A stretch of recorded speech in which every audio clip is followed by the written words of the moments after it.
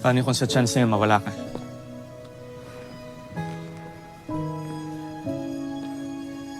Takot na ako magmahal ulit. Takot na ako na araw-araw. Hala!